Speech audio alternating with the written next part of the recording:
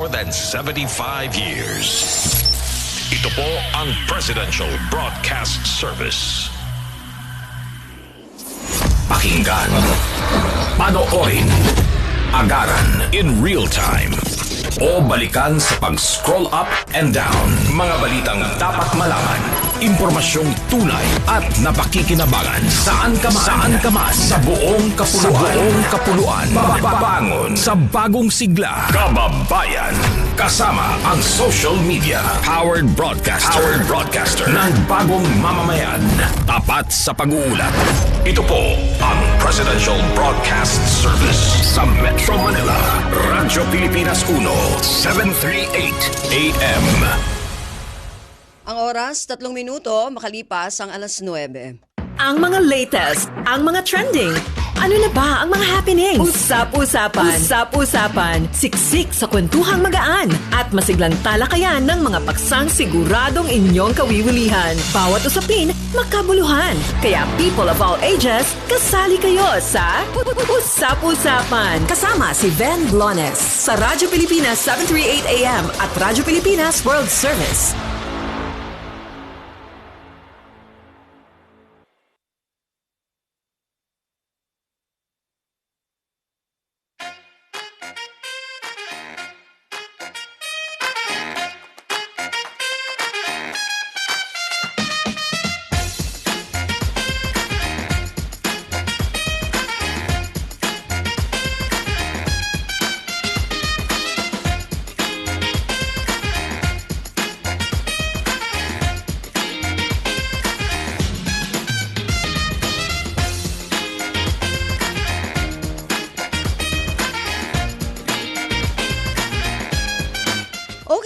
Magandang umaga po muli sa ating mga tagapakinig. Welcome po muli sa ating programang Usap-Usapan. Ngayon pong araw na ito ng Sabado hanggang mamaya po tayong alas 10 magkakasama-sama.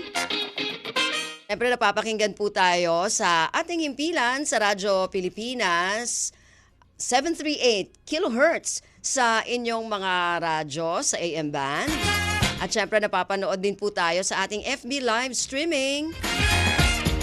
Napapakinggan din tayo sa ating overseas radio, ang Radyo Pilipinas World Service.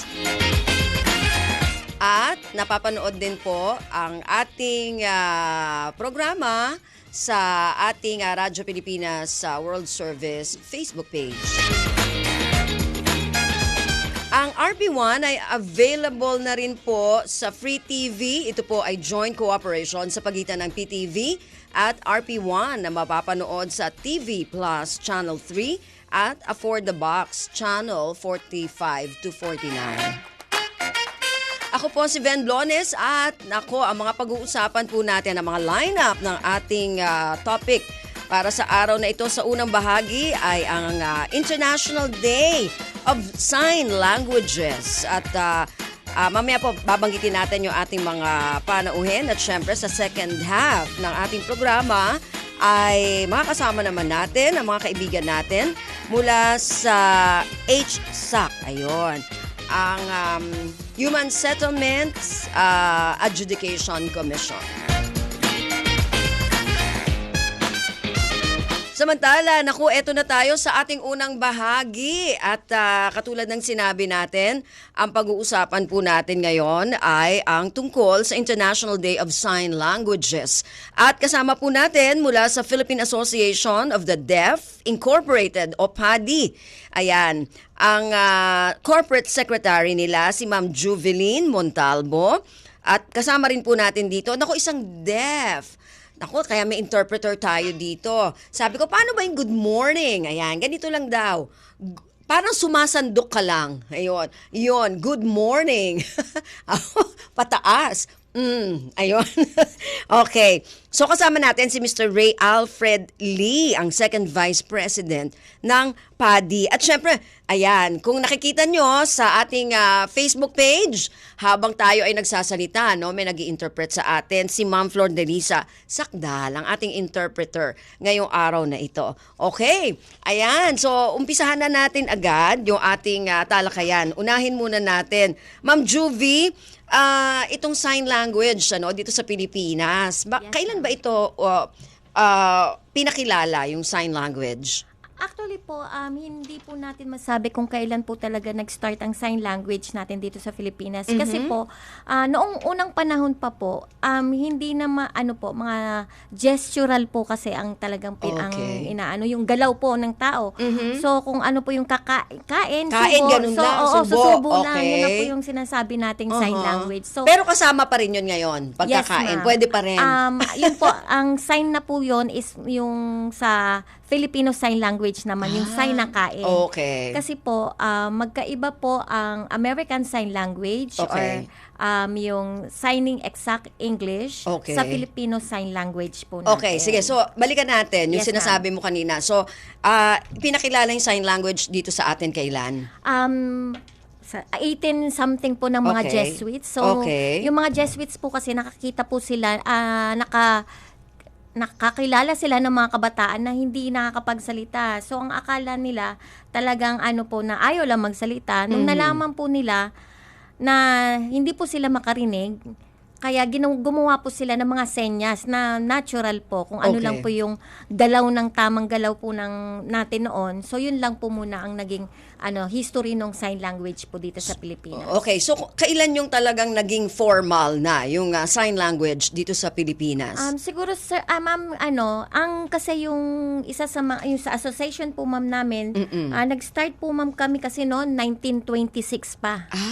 Ang inyong association? Yes po. Oh, So, 1926. opo, Okay. 97 years na po Wow, kami this okay. coming October po. Mhm. So, most probably ma'am, siguro mga 1800s pa po ang talagang pagsenyas dito sa Pilipinas. Okay. Pero yung formal Yun yung dinala ng Jesuits, no? Opo. Pero informal yon. Yes, Pero ma'am. yung formal, Yung formal po siguro mga nasa 1890s po. So, yun medyo, 1890s. Apo, 1926 po kasi yung Philippine Association, yung School for the Blind, Deaf and Blind po, nag-ano po sa Manila.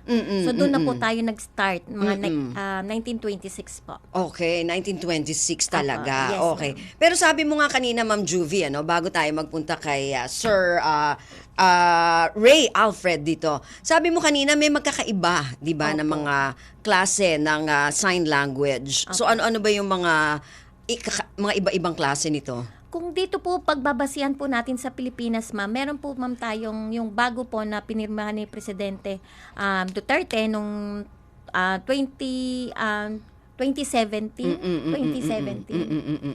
Okay. Opo. Pinirmahan po yung na parang po natin na batas pambansa po na ang gagamitin is Filipino Sign Language. So, sa medyo maaga pa pong history natin, ang ginagamit po dito sa Pilipinas is American Sign Language. Okay. So, which is kasi po yung SEE na tinatawag na signing in exact English Okay. is yung talagang per word po ang ginagamit nila. Yung na- mga gano'n, ABC. Oy, alam ko yun. Yung mga A, B, C, D, E, o Yes, ma'am. F, G, H. Marunong ako noon. Kaya pwede Opo. ako ha? Yes, ma'am. Kasi Okay. po. Bali, kung pag SEE po, signing exact. So, Signing what exact. is your name? Ganun po. Talagang per word po talaga. Pero pag American Sign Language po, yung concept po. Which means? Kunyari, your name. Ganun lang po ka-exact. Okay. Ang dito, Your name. your name. Name. Yun po, kumbaga Your parang- name. Okay. Opo, naboboard po kasi yung mga deaf natin pag masyadong mahaba. Mahaba. Oo. Opo. Pag ginagamit natin yung ABC. Pero alphabet po kasi ma'am yung ABC. Oo Meron nga. ang signing exact English po, yung per word po yung ginagamit namin. Talagang word by word na Word po. for word talaga. Opo. Okay. So yun po, dito sa Pilipinas po, meron pong iba't iba tayong depende sa dialect Ayun natin na nga dito sa dito kasi ang Pilipinas. dami rin nating dialect. So, Opo. paano naman yon? Meron po kasing mga yung Samar po. Sa Samar po, meron po talagang sarili silang sign language. Okay. Dito sa Philippines po, ang mga deaf po talaga, mga Inglesero. Ay, social pala dito. Mga Yes. deaf. Opo. Okay. Bali, Parang ang- si Sir Ray lang yan, ano? Opo. Si Sir Ray po. Alfred. Bali, yung sinasabi po namin kay Ray is in English. Yung sign po namin, meron pong mga in natural, sa Pilipino po Okay. salita. Okay. So, So, yung mga dialect, hindi ba pwede, kunwari, nasa ibang lugar, yung mga dialect, instead of dialect, English, para meron kang para din sa Universal, buong mundo, ano po. mundo, no? May universal language na tinatawag. Yun po ma'am. Basta ang ano po natin dito, English ang salita, ang sign namin, pero Okay. yung ano ba yun? English namin tinatranslate sa kanila, pero local sign po natin yung ginagamit. So may local po din talaga. tayo. Opo. So paano yun, Ma'am Juveline, yung ating, kunwari dito, napag-aralan natin yung mga local sign language natin. Paano pag pumunta sila abroad or may kausap silang foreigner, ganyan? Opo.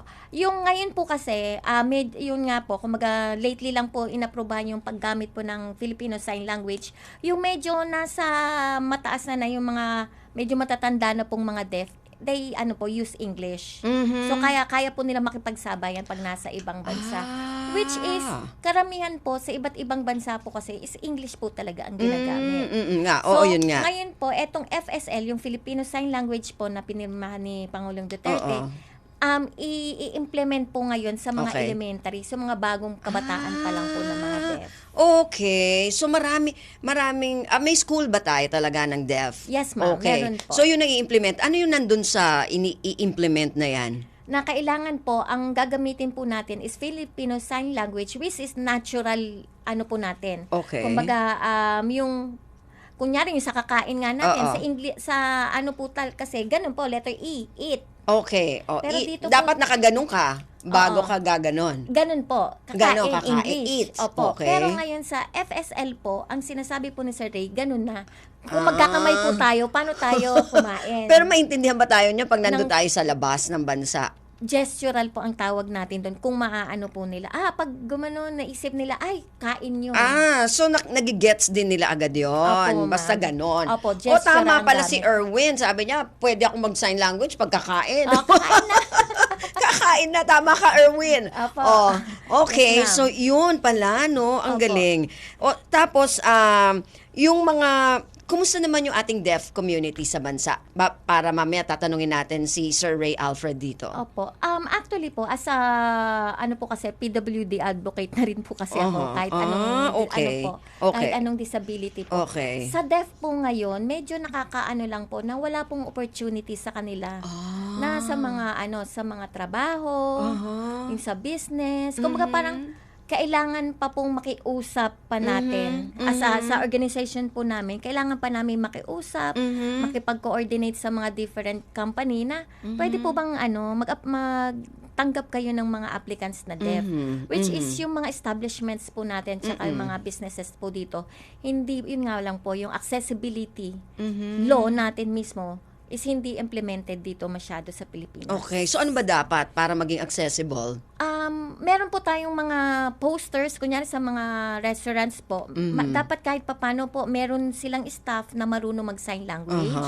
Or meron po mga poster na yun sa mga basic na, kunyari rice, anong senyas ng rice, para maintindihan mo kung deaf ang mga kakain. Yes, oo. So, yun po. Tapos, yun nga, kahit papano, kasi di ba meron po tayo na kahit 10% of the ng company employees, kahit papano dapat meron pong disabled. So, not only for the deaf po. Oo So, yung nga, mga deaf oo. po natin, hirap po sila. Kunyari, limited lang po yung courses na ino-offer para sa kanila.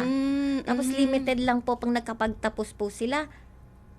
Wala naman silang mapasukan kasi hindi naman po talaga tayo dito sa Pilipinas yung mga company natin para sa mga deaf na kagaya nila. Oo. Which is mga expert po yan kagaya sa interior design, sa computer. Actually si Sir Ray po po yan. Ayun na nga, no? Speaking sa- of experts, Opo. tatanungin natin si Sir Ray dito.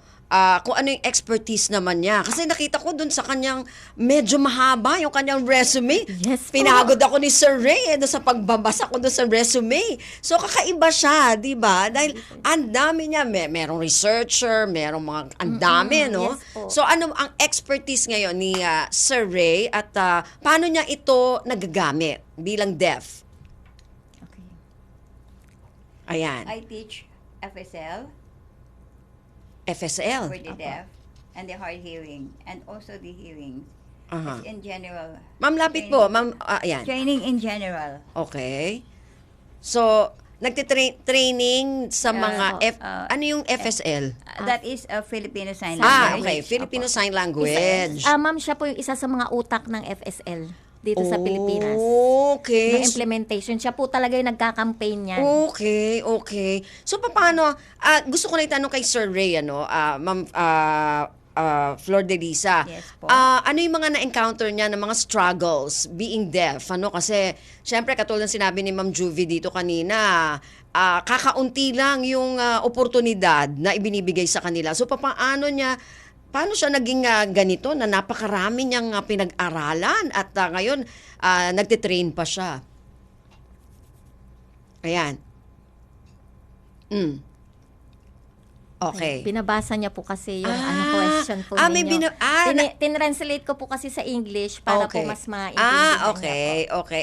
Inglesero din pala si Sir Ray. Yes. Halos lahat po, ma'am, ng deaf talaga. Sige. That is their medium of communication. Oo. So they cannot understand Tagalog. Ayun. or Filipino. Ayun. Kasi ano nga pala, dahil siguro yun na rin, dahil sa pagre-research, hindi mo kailangan talaga, di ba? Yes, ma'am. Oo. So, anong sagot?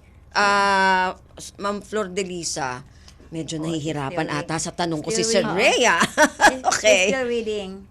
Okay. So the Experience nila. the struggle that we have experienced is to finding a job because Okay. it's limited, especially the courses for the deaf.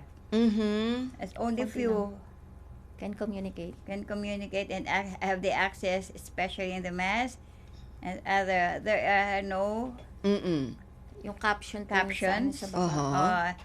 And especially in the radio and the broadcasting Ayun. and oo. the inset in Oo. the movie, in the Oo. TV. And if there's an emergency, there is no way, oo so nga, they can be warned. Oo. So that's what we have experienced. Mhm. Okay. Bali, ma'am, kasi ang sinasabi niya po, ma'am, kunyari sa mga news lang tayo merong mga naka-inset po na mga mga interpreters. Okay. Paano naman po kunyari yung iba't ibang show, na daily show show, tapos yung mga commercials. So wala po. Ayun. Yun lang, hindi nila maintindihan kung ano na po nangyayari, ma'am, So, diba? kukunti, yung gano'n na may mga sign language interpreter, parang gano'n. So, yun yung nagiging problema nila. Oo, kasi hindi lahat naman ng programa na napapanood natin sa TV, di ba? Yes, ma'am. Kahit yung mga merong drama gano'n. gusto nilang manood, pero, Okay. diba? Wala, hindi nila maintindihan. So, dapat pala may mga ganun tayo, Or no? kahit English caption po. Caption, ayun. So, hindi naman kailangan natin ng mga interpreter. So, yung mga kailangan subtitles natin... po pala tawag yung subtitle. Kailangan lang natin na may subtitle tayo Yes, ma'am. para din alam nila yung mga nangyayari o yung sinasabi, di ba? O di parang nanood ka lang ng K-drama, di ba? Yes po, opo. O di, baka K-drama na lang panoorin dito ni Sir Ray kasi may Actually, subtitle yun po yun. ang nila. Di ba? Yung mga foreign film, di ba? Yes Yun yung may po. mga sign Subtitles. subtitle. So, usually dito sa atin, wala. News Ayun. lang po meron. Oo, Tapos, oo. ano pa po, napakaliit pa. So, kailangan pa po nilang iganon yung Guma- mukha ay, nila sa oo. So, Sana kailangan- meron medyo malaki-laki po. Oo. So, yung bang, Ma'am Flor de Lisa, natuto ba siya na, bata pa lang ba siya, natuto na siya ng kanyang sign language? O Yes po. may mga struggles din siya? Oo, natuto ba siya? O yun. Tsaka ano ba yung advantages kung sakaling marunong ka, natuto ka? Yun. So, Okay, my struggles is especially in FSL. We use natural for the deaf community here in the Philippines. uh-huh. Our struggle is different. Example, SEE. They teach Uh-huh. in school the SEE, the sign exact English.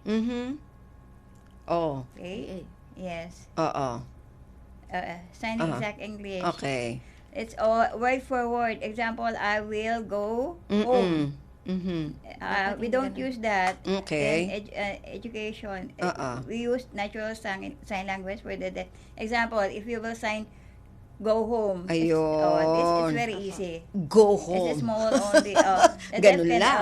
Tsaka yung good easily morning. understand, naturally. May mga natututunan tayo. Eat. Example, ASL. Not Okay. here, it's not used here in the Philippines, but Mm. from America. Ayun. US. Yeah. sa Okay, iba. okay. Okay. Okay. So bukod doon sa pagtitrain niya, Ma'am Flor de Lisa, ano pa ba yung mga ginagawa, yung expertise niya ni Sir Ray?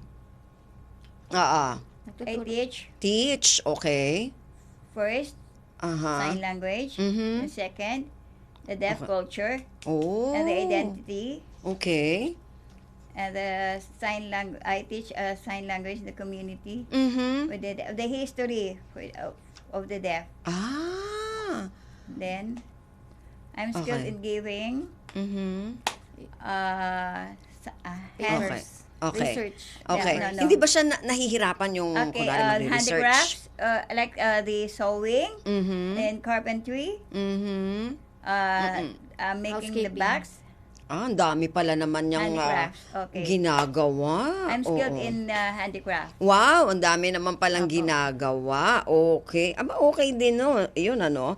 So, Ma'am Juvie, paano natin na ginagawa ng paraan ngayon? Yung mga sinasabi mong kakulangan, no? Nung mga, natin, mga deaf, para masama din sila doon sa mainstream, no? Ng ating lipunan. Opo. Bali, ma'am, may mga grupo, ma'am, kasi tayo dito sa Pilipinas na talagang nag-aano po ng expertise ng mga deaf.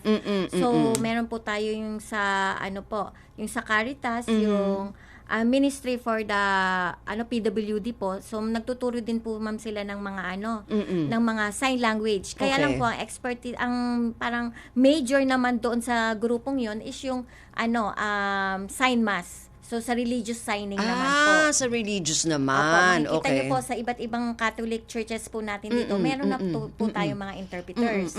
Pangalawa, yung sa grupo po, ma'am, namin na Philippine Association for the Deaf, so we're looking for companies na pwede kaming magkaroon ng parang contract na meron kaming mga members, which is 250 members po, na walang mga trabaho. So, nasa medyo 250 members Opo, na yes, walang ma'am. trabaho. Okay. Opo. So, kumbaga parang kami po, ang fina-focus po namin, paano namin sila mabibigyan ng trabaho, either po kami sa mga companies or Okay. gagawa po kami mismo, kukuha po kami ng business na para ang i-hire po natin is yung mga deaf po mismo. Pero meron ngayon restaurant akong alam, 'di ba, na ang nagsuserve mga deaf Mga din. deaf po, opo. Oo, nakalimutan ko lang kung anong resto 'yon, ano. Pero pag nagtatrabaho ba yung mga deaf natin, nakakakuha din ba sila ng tamang salary, tamang sweldo?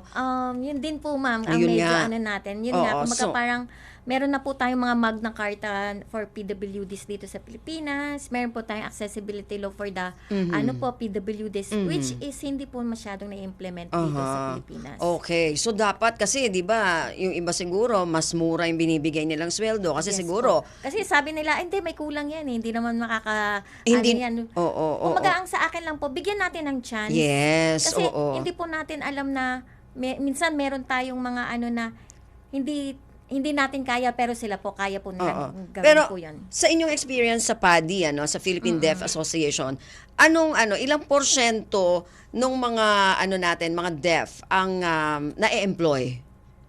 Wala. Siguro mga Wala. nasa 10%. 10%. Which is talaga pong Gaano ba pa- karami ang deaf natin? Meron ba kayo? Sa Pilipinas, ayun, How si many Sir deaf?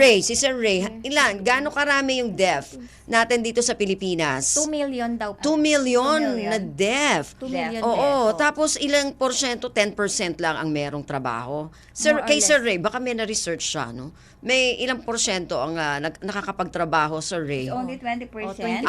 Mas mataas sa kanya. Pilipinas. Those who are Yung working. sa akin po kasi sa grupo lang. Sa namin. group nyo, Opo. 10%. Pero sa buong Pilipinas, 20% na-employ naman. Opo, Like, kaya lang. halimbawa si Sir Ray, nakakakuha ba siya ng tamang salary o tamang sweldo sa kanyang employment? Oo. Yes. Saka may mga Okay naman, Ma'am Flor. Yes Your daw. salary is okay. Okay. Is it okay? Oh, good. Well, it's good. Because Matagal na po I'm- kasi siya doon. Kasi I've worked matagal for na long. siya. Wow, 27,000 daw. Oo. Ay, ang taray, di ba? Ang taray ni Sir Ray, ha? Okay. Hindi, pero kung kaya ni Sir Ray na makapag-aral ng ganon, di ba? At maging expert sa lahat. Kasi ang haba pinahirapan ako ni Sir Ray, ha? Doon sa kanyang resume. So, kaya din naman ng iba. Kaya po. So, ano yung mga, Ma'am Juvie, yung mga, yung yung recommendations natin para, may mga may mga sa inyo communicate sa inyo ng mga companies na sa ngayon ay may mga members kayo na nandun na nagtatrabaho. Anong mga companies ito? Lamoyan po, meron na po sa Lamoyan, Aha. yung toothpaste, Toothpaste, po na oo. Which karamihan po, ang alam ko po, karamihan po sa kanila is mga deaf po yung At saka mga empleyado po nila. PWD din ata, no? Yes, Marami ma'am. silang PWD na at ito talagang sa atin ito, 'di ba? Sa Pilipinas na kumpanya. So, alam mo 'yan, ano pa? Bench. Pwede po Bench, okay. magsabi ng Naku, mga lagot tayo companies, dito. patay.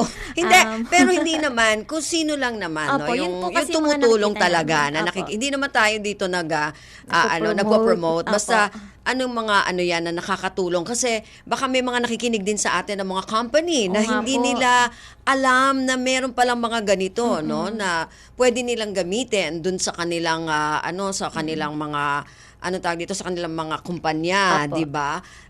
Kumbaga maging advocacy na lang nila Yes, ito, that's no? it po, opo. Para dun sa mga dun sa mga deaf nating mga kababayan. Baka naman, 'di ba? Baka naman po, Oo, sana. oo, kasi Opo. biro mo 250 members. So 250 individuals lang 'yon, 'di ba? Opo. Kung meron mga kumpanya dito na malalaki or kahit maliit na mag-employ dun sa mga deaf, 'di ba? So Opo. ano basically yung pwedeng ibigay na expertise naman o yung mga kakayanan ng mga deaf natin? Based doon sa mga Opo. members ninyo. Marami po sa atin na mga tapos po sa computer, sa IT Okay. po. So, pwede naman po sila maging encoders. Okay. Yung- Okay. Encoder. Mga encoders po. Tapos, Okay. yung sa sewing, yun nga po yung sabi niyo, yung Sewing, handicraft. okay. Yung Handicrafts, Opo. ano pa? Actually, kahit saan po pwede silang ilagay. Mhm. Huwag po silang matakot na, walang marunong sa amin mag-sign Oo, language. oo. Nakakapagbasa Pero hindi po kasi sila. yung kakayanan, 'di ba? Paano natin para ma-hone natin yung kakayahan nito mga katulad ng mga members ninyo para talaga meron silang expertise o kakayanan talaga na ibibigay dun sa kumpanya. Opo, ang sa akin po yung sa mga LGUs na magbigay po sila ng training para sa mga deaf. Na Okay. kaya naman, kasi kung tuturuan naman po sila, they can Okay. they can learn naman po. Okay. Wala nga lang silang opportunities na Aha. matuto kasi limited nga lang po lahat. Aha, So kung aha. kunyari, kung taga taga Bulacan po ako, pupunta pa ako sa Philippine Association sa School for the Deaf sa Aha. Pasay para makapag-aral, which is Oo. pwede naman pong gawin ng iba't ibang LGUs yun na Aha. magbigay ng training po. Okay. Ayun, kasi ang mahirap din, kailangan yung nagtitrain, marunong din ng sign language. Kahit hindi po. Kahit Meron hindi. naman po tayong mga interpreters. Ayun. Alam mo, Ma'am Juvie, napaka-konti ng oras natin, di ba? 30 minutes, parang kulang na kulang tayo sa oras, ano? Yes, Pero hopefully next time, ma-invite ulit kita. Opo, Kasi marami pa tayong hindi na-tackle, di ba? Yes, ma'am. O baka nga pwede tayong mag-part 2, di ba? Opo, kasi meron pa tayong October, November po. Oo, yung meron pa tayong October and November na 'di ba na Sa tungkol sa deaf. activities ano. Yes, So ma'am. sige, may part 2 tayo pero Sir Ray, medyo yung ating oras. So next time paalam na tayo muna dito sa ating first half. Okay. Bye-bye na. Oh, anak, alam ko yung bye-bye. Sige na, Sir Ray. Okay. Bye-bye. bye-bye. Ganun na lang talaga. Okay. Apa. So Ma'am Juvie, dun Yes, sa po. mga nakikinig, final message mo. Para po sa mga pamilya ng mga deaf po, na mayroong deaf, pakilabas na lang po sila. Okay. Kasi wag niyo po silang ikahiya kasi asset din po sila para sa pamilya po natin. Yes. Tapos oo. yung para po sa mga tao, sa mga sa iba pong kagaya nating dito sa mga Pilipino, hindi po kailangang pagtawanan ang kakulangan ng isang tao. Tanggapin po natin sila. Meron po silang part na pwedeng ilagay doon sa puzzle ng buhay natin. Okay. Maraming salamat, Ma'am Juveline. Uulitin, ha? Yes, ma'am. Hintayin mo yung aking sa'yo ulit. Yes, Thank you po. very much. Yung unang bahagi natin, naging panauhin natin, Corporate Secretary ng Philippine Association of the Deaf Incorporated, si Ma'am Juveline Montalvo. At syempre, ang second Vice President ng PADI, si Mr. Ray Alfred Lee. Thank you. Bye-bye. At sa ating naging interpreter, si Ma'am Flor Delisa Sakdal. So maraming salamat po. Thank At you po. sa ating mga guests para sa International Day of Sign Languages. Samantala, tabayanan sa second half po ng ating programa, ang head ng Legal Division, Regional Adjudication Branch 12 ng Human Settlements Adjudication Commission, HSAC, si Attorney Nancy Jermay Cajes. Magbabalik po tayo pagkatapos ng ilang paalala. A person who teaches. Yan ang kahulugan ng salitang teacher. Tunog simple, pero it's more than that. Dahil ang kanilang dedikasyon sa pagtuturo, mapagod man at mapuyat, ay hindi nawawala. Makukulit man ang ating mga mag-aaral, tinitiyak naman nila na uuwi sila may bagong kaalaman. At ang kanilang puso bilang mga ikalawang magulang ng mga bata ay hindi rin matatawaran. Kaya ngayong Teachers Month, isang pagsaludo at pasasalamat para sa inyong guidance, hard work and commitment. Kayo po ay malaking bahagi ng paghubog sa pagkatao at magandang kinabukasan ng bawat estudyante. Sa lahat ng mga guro, Happy Teachers Month!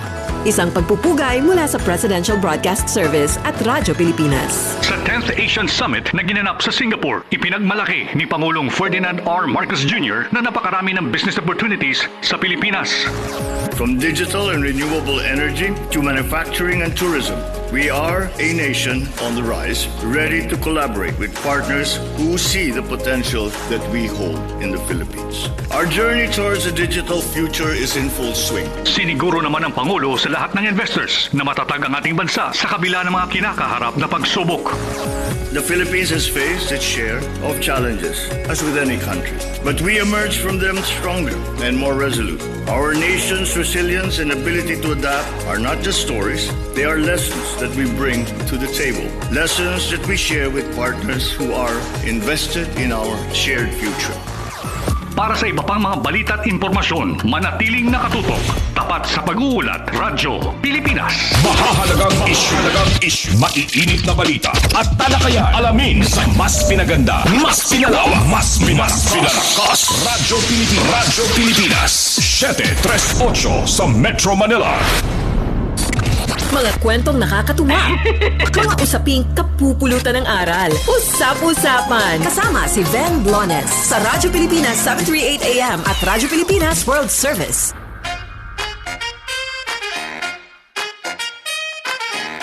Okay, nasa second half na po tayo na ating programa at tulad ng sinabi natin, makakasama natin ang head ng Legal Division ng Regional Adjudication Branch 12 ng Human Settlements Adjudication Commission o HSAC, si Attorney Nancy Jermay Cajes. Attorney Nancy, magandang umaga po.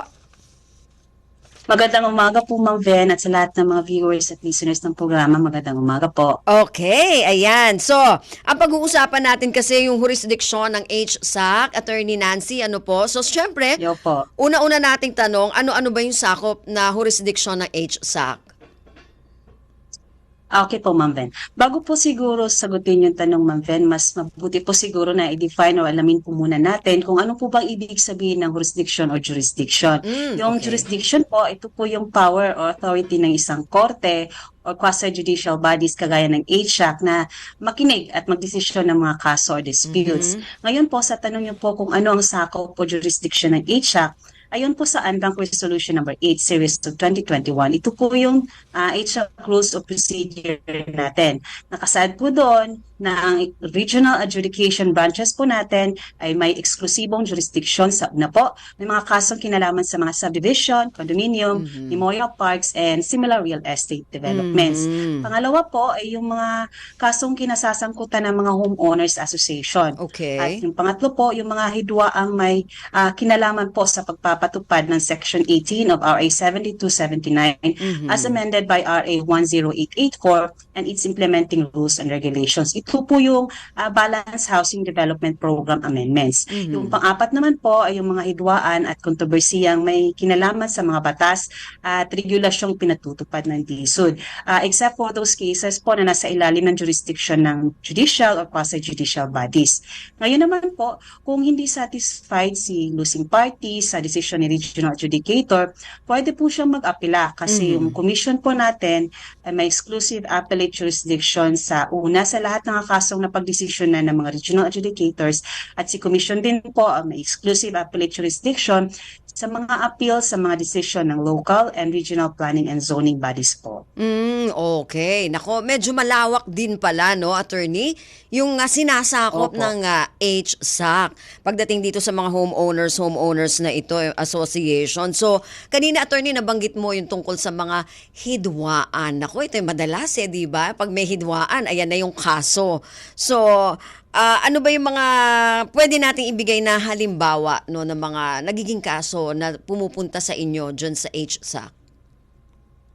Halimbawa po yung mga kaso na may kinalaman sa subdivision or condominium memorial parks. Ito po yung mga una po yan yung mga actions concerning unsound real estate business practices filed by the buyers or homeowners against po sa mga project owners or developer kasi there are cases po kasi that the actually project owner or developer ay makakause ng prejudice or damage or harm to the buyers because maybe the acts of the developer or the owner acts were committed with bad faith and disregarded the buyer's right. Yung pangalawa naman po, yung mga claims po for refund and other claims by the subdivision lot or condominium unit buyer against the project owner or developer dealer o yung mga agent po natin.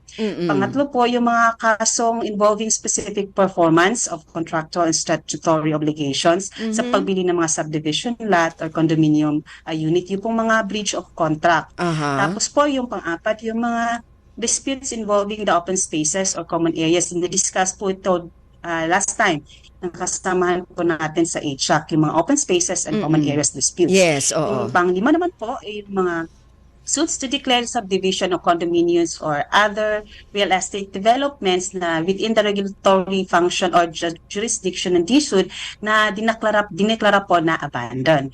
Yung pang-anim naman po, yung po mga disputes involving easements within or among subdivision projects. At last po, yung mga actions to annul yung mga mortgages and other agreements executed within Section 18 of our Presidential Decree 957. Ayun.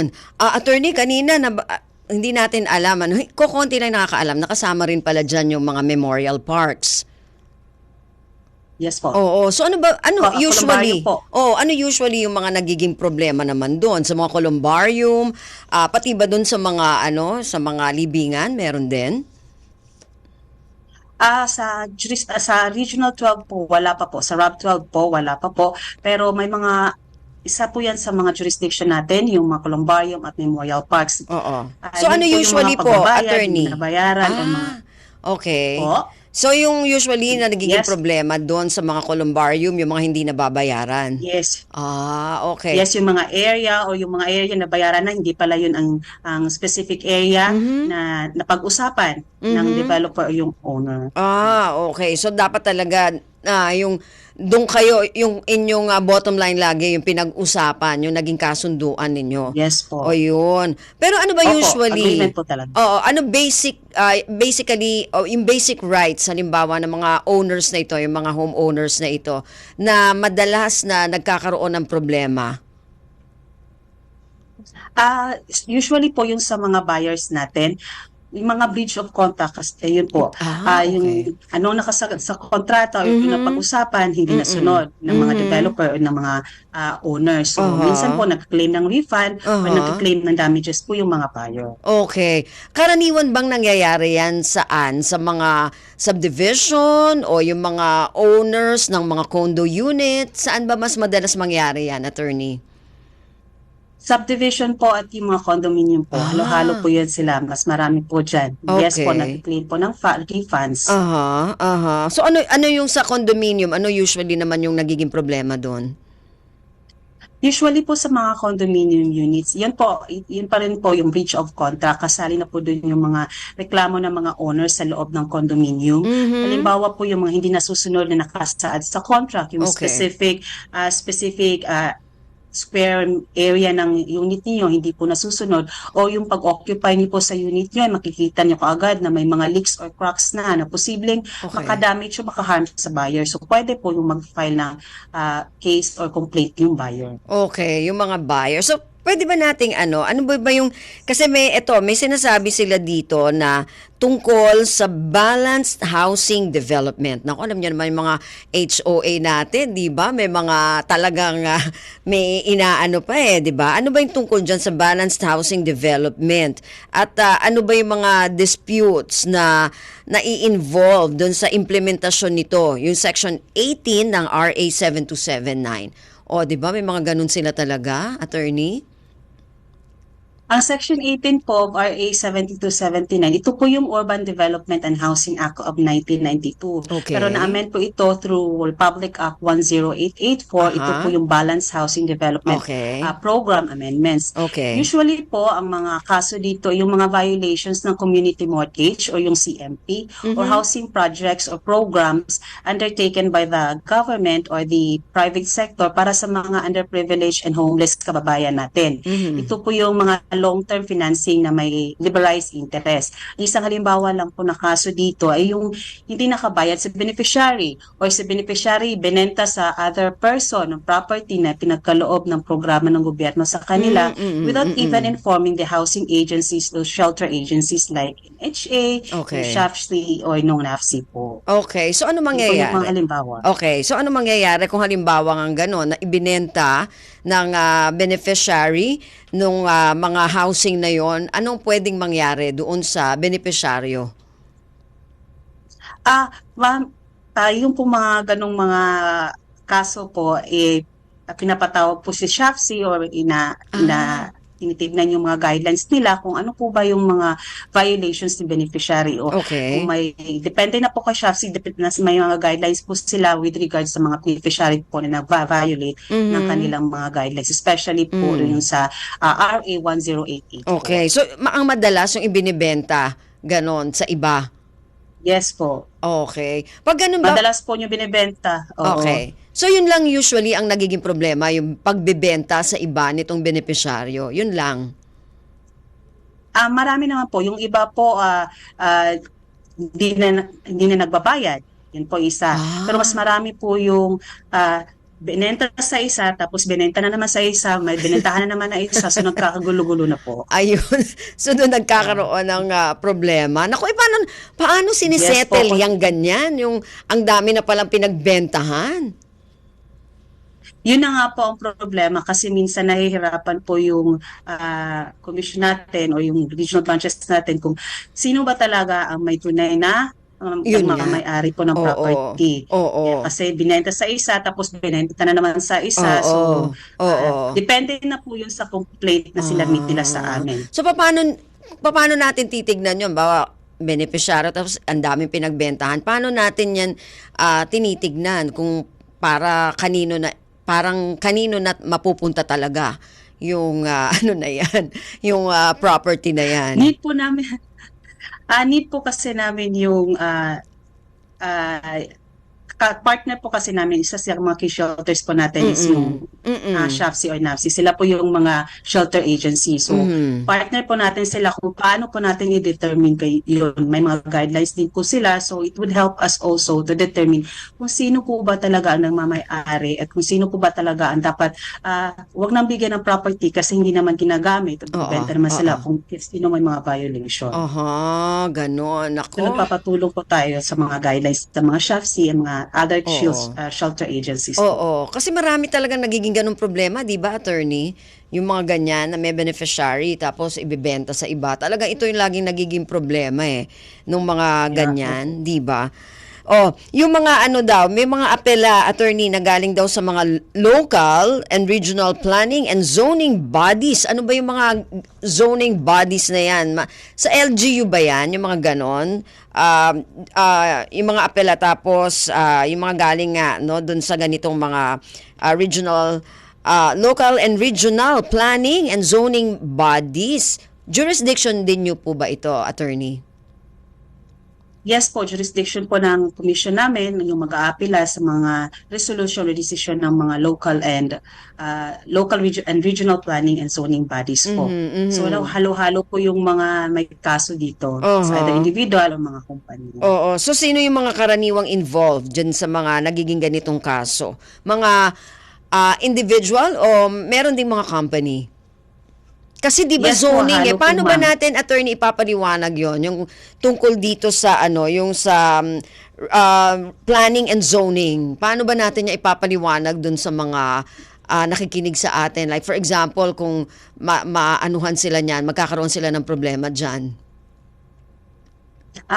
Yung sa tanong niyo po kung sino yung involved, halo po. It's either individual o may mga kumpanya din po. Okay. Merong mga involved po sa ganitong kaso. Karaniwan po dito ay hindi na nag-grant o na-deny yung request nila from LGU kasi in violation sa zoning ordinance ng isang municipality or region. Halimbawa po, yung mga violation ng occasional clearances ng municipalities and cities na walang comprehensive land use plan or certificates of zoning compliance.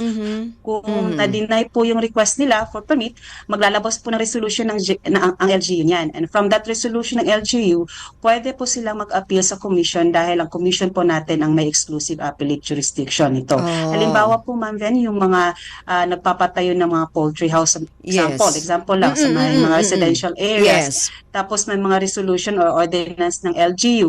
Tapos pag hingin nyo ng permit, na-deny yung permit ninyo kasi in violation sa ordinance ng isang city or municipality. Kung hindi kayo satisfied sa mga resolution ng LGU, nag-request po mag-appeal po sila sa commission po natin. Pwede po sila mag-appeal doon. Okay. Pero kasi 'di ba minsan yung mga ganon, katulad may halimbawa yung LGU may batas na hindi pwede yung ganito na igawan ng kumare mga poultry ganyan, hindi pwede, merong certain space na dapat ganito. So hindi na nila pwedeng i-apela 'yon. Tama ba, attorney? Kung yun ay may batas doon sa LGU? Yun po sabi po kanina, yung resolution from the LGU, pwede po nilang i-apela sa ating commission. Ng commission po natin. So kahit may sila po batas? Yes po.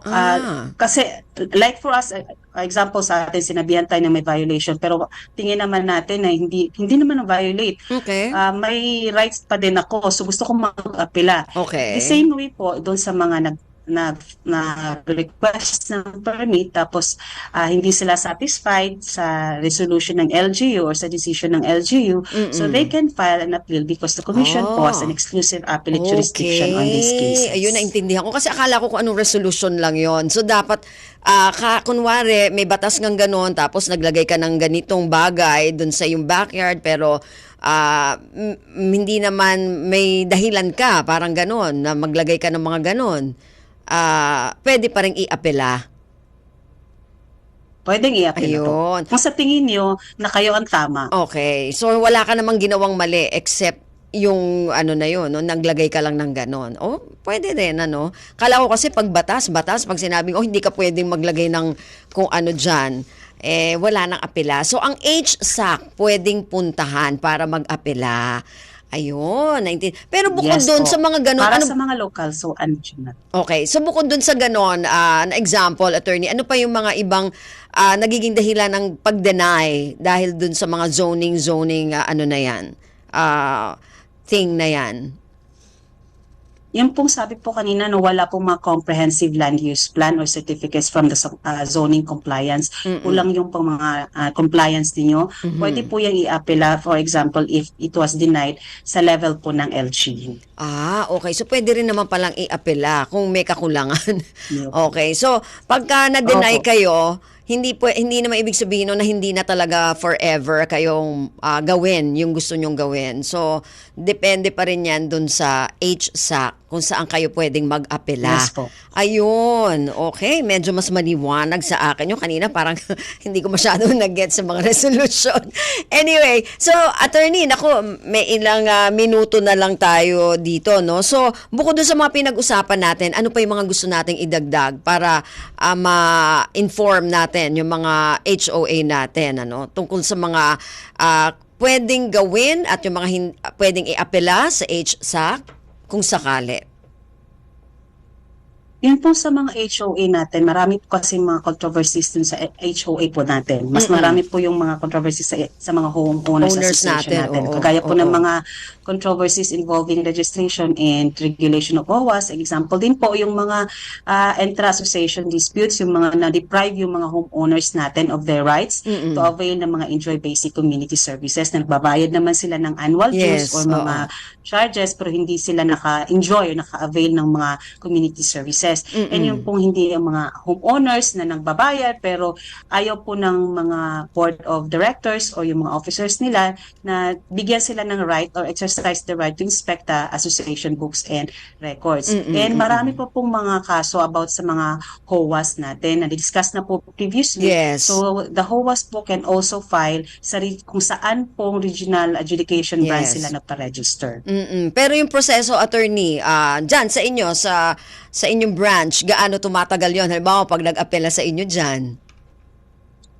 Madali lang po, pero Ma'am Ven, mas gusto ko po siguro na next segment po kasi yun po ang yung flow ng process namin. So mas mabuti po doon na lang po siguro. Hindi ko na lang pangunahan yung discuss na lang po. Ayun. Pero mas madali po talaga dito sa commission po. Ayun, okay. So ayan, binigyan na kayo ng teaser ni attorney ni attorney Nancy. So sa next time, yung mga HOA natin dyan, kung may mga problema kayo, i-discuss naman natin kung yung mga proseso at gaano katagal itong mga proseso na ito. Ayun, okay. So attorney Nancy, meron ka pa bang ibang gustong banggitin bago tayo magpaalam sa ating program? Ma'am, gusto lang, pwede po ba kami mag-imbita? Okay naman, oo naman.